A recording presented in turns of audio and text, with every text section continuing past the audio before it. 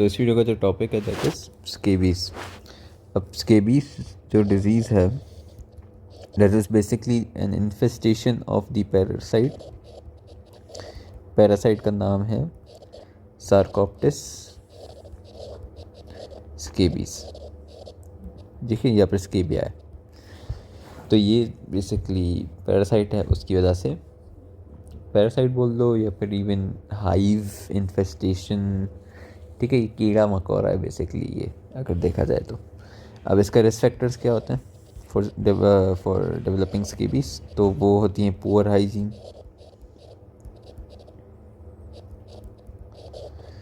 ठीक है, उसके अलावा ओवर क्राउडिंग,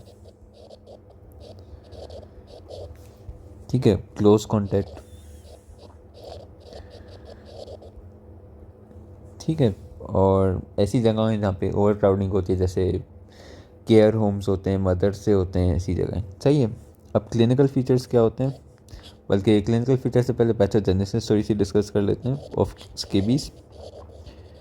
तो इसमें ये होता है कि बेसिकली जो माइट है दैट इज़ योर सार्कोप्टेस स्केबी, वो क्या करता है कि वो बेसिकली स्किन में जाके बरोज बना देता है, ठीक है। बरोज बनाएगा, उसमें एग ले कर देगा। इसने ये एग ले किया, ऐसे फिर दूसरे माइट्स जो भी हैं, कीड़े मकोड़े, वो बनेंगे, ऐसे ही मल्टीप्लाई होता जाएगा, ठीक है। ये जो डिज़ीज़ कॉज करता है जो स्केबीज़ है, उसमें क्या होता है कि यहाँ पे पैप्यूल्स बन जाते हैं, ठीक है, और फिर इचीनेस होना शुरू हो जाती है, ठीक है।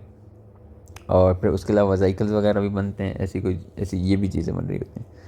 तो ये इसकी बेसिक पैथोजेनेसिस है। क्लिनिकल फीचर्स क्या हैं इसके? क्लिनिकल फीचर्स वही है कि आपको पैप्यूल्स मिलेंगे, वजाइकल मिलेंगे,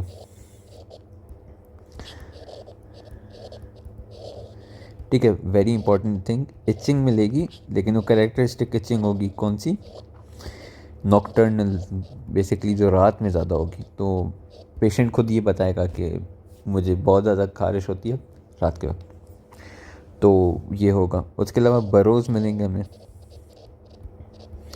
ठीक है, स्पेसिफिकली फ्लैक्चर सरफेसेस पे। सही है। तो that is your scabies clinical features. उसके अलावा भी चीज़ें मिल सकती हैं। साइट ऑफ स्केबीज भी इंपॉर्टेंट है, जो फिंगर वेब्स में हमें मिलती हैं स्केबीज, ठीक है। उसके अलावा एक्जिला में भी मिलती है, और उसके अलावा स्केबीज जो है जेनेटेलिया में भी मिलती है। इसकी जो अपीयरेंस होती है वो बेसिकली होती है नॉट्स ऑन द रोप जैसी अपीयरेंस, ठीक है। तो फिर से रस्सी इमेजिन करो, एंड देन ऐसे ये जो नॉट्स हैं ये बेसिकली इसके बीच के जो पैप्यूल्स हैं वो होंगे ये, ठीक है। तो ये बेसिक्स के बीच जो क्लासिकल स्केबीज है वो ये होती है। फिर एक होती है हमारे पास सीवियर फॉर्म ऑफ स्केबीज, जो होती है क्रस्टेड स्केबीज कहलाती है।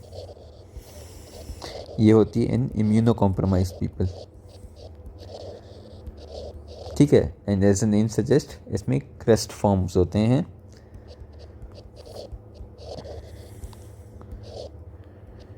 क्यों होते हैं? क्योंकि वो स्केबीज जो है उसका जो माइट बर्डन है वो बहुत ज़्यादा हो जाता है, तो बहुत ज़्यादा डेवलपमेंट होने की वजह से वो उधर क्रस्ट वगैरह फॉर्म होते हैं, हाइपर कैरेटोटिक स्केल्स फॉर्म होते हैं।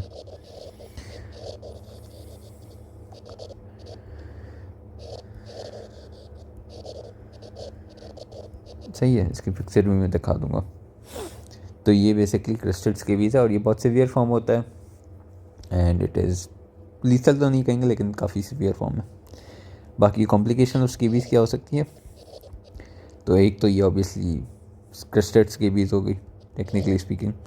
उसके अलावा एरेथ्रोडर्मा वीनो के क्या है, 90% ऑफ स्किन से ज़्यादा इन्वॉल्व हो जाए। उसके अलावा there is bullous pemphigoid like lesions, मतलब कि जो वेजाइकल से वो बड़े होके बुला फॉर्म हो जाएंगे, ठीक है। उसके अलावा परसिस्टेंट नोड्यूल्स, स्केबीज के नोड्यूल्स हैं वो परसिस्टेंट रह जाएं, and in rare cases glomerulonephritis and vasculitis भी ये कॉज करवा सकता है, ठीक है। डायग्नोसिस की जो मेन डायग्नोसिस होती है that is on clinical features and history, ठीक है। बाकी जो सेकंड आप अगर श्योर होने के लिए करना चाहते हो तो फिर आप माइक्रोस्कोपी में स्केबीज के जो माइट्स हैं, एग्स हैं, वो आप देख सकते हो, बरोज भी देख सकते हो। सही है, तो ये इसकी डायग्नोसिस होगी। And finally coming on treatment, तो इसके दो होते हैं, एक होता है टॉपिकल, दूसरा होता है सिस्टमिक। ठीक है, टॉपिकल में हमारे पास जो चीज़ आती है, जो मोस्ट कॉमन जो फर्स्ट लाइन ड्रग है, दैट इज़ योर परमेथ्रिन। ये बेसिकली क्रीम्स हैं, ठीक है। तो परमेथ्रिन की जो क्रीम होती है वो मेन होती है 5%। ये 8 to 12 आवर्स की इसकी एप्लीकेशन होती है। इसकी एप्लीकेशन मैं बताऊंगा अभी कैसे होती है, ठीक है। उसके अलावा हम लोग मेलाथायोन भी यूज़ कर सकते हैं 0.5%। बेंजाइल बेंजोइड भी यूज़ कर सकते हैं। बेंजीन के दो होते हैं, ठीक है। एक होता है बेंजाइल बेंजोइड और दूसरा होता है गामा बेंजीन हेक्साक्लोराइड।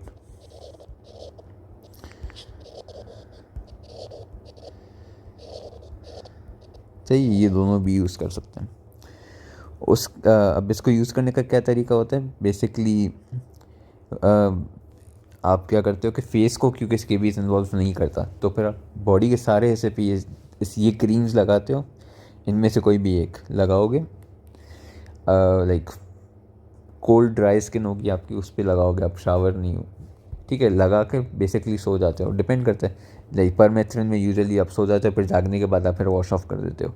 मेलाथायोन में आपको 24 आवर्स तक लगा के रखनी होती है, ठीक है। बाकियों में 24 आवर्स तक लगा के रखनी होगी, एंड परमेथ्रिन में आप बेसिकली लगा कर and then you just go to sleep and then सुबह उठ के आप वॉश ऑफ कर देते हो।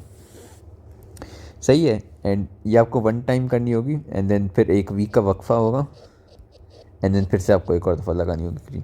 तो ये बेसिकली इन क्लासिकल्स के बीच ट्रीटमेंट ऐसे होती है। सही। इन रेजिस्टेंस के बीच फिर आपको वो करना होता है कि 7 डेज़ में 3 टाइम्स लगती है वो। तो डे 1 को लगती है, फिर डे 3 को लगती है, देन डे 7 को लगती है। सही है। तो ये रेजिस्टेंस केसेस में ये होता है। बाकी फिर हमारे पास आ जाते हैं सिस्टमिक केसेस में। तो सिस्टमिक केसेस में हमारे पास आ जाती है आइवरमेक्टिन। आइवरमेक्टिन जो ड्रग है, ये बेसिकली जुओं के लिए होती है मेनली, लेकिन हम लोग स्केबीज के लिए भी यूज़ करते हैं 200 मिलीग्राम माइक्रोग्राम्स पर केजी के डोज के हिसाब से। एंड ये बेसिकली इसी तरीके से होता है, 2 डोजेस 1 वीक अपार्ट इसका होता है, ठीक है। यूज़ इसका क्या है, एक तो ये आप रेगुलर स्केबीज के लिए भी यूज़ करते हैं, लेकिन क्रस्टेड स्केबीज के लिए भी ये यूज़ की जाती है। और फिर उसमें हम लोग बेसिकली 3 वीकली डोजेस होते हैं जो ये वाले हैं। सही है। तो ये होगी इसकी सिस्टमिक ट्रीटमेंट ऑफ स्केबीज।